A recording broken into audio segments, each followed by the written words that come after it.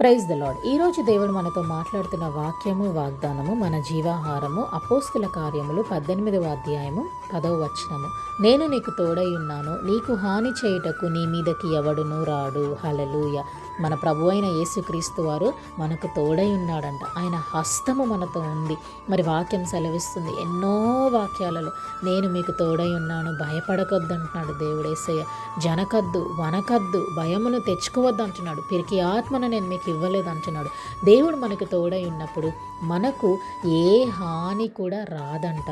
నీ మీద ఈరోజు రోగం ఏలుబాటు చేస్తుందేమో, కష్టం ఏలుబాటు చేస్తుందేమో, నష్టం ఏలుబాటు చేస్తుందేమో, బాధ ఏలుబాటు చేస్తుందేమో, బలహీనత ఏలుబాటు చేస్తుందేమో. వాక్యం సెలవిస్తుంది ఏది కూడా హాని చేయదు, ఎవ్వడు కూడా నీ మీదకి రాడు. దేవుడు మనలో ఉన్నప్పుడు గొప్ప దేవుడు, శక్తివంతుడు మన దేవుడు. He is a powerful god. అంత శక్తివంతుడైన దేవుడు మనలో ఉన్నప్పుడు ఆయన జీవము గల దేవుడు, సజీవము గల దేవుడు మన దేవుడు, మన యేసు ప్రభువు వారు.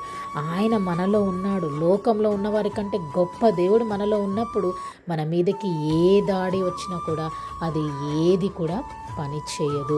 దేవుని ఆత్మ మనలో ఉంది, పరిశుద్ధాత్మ దేవుడు మనలో ఉన్నప్పుడు మనకు కంచెగా ఉంటాడు, ఆశ్రయ దుర్గముగా ఉంటాడు, కోటగా ఉంటాడు.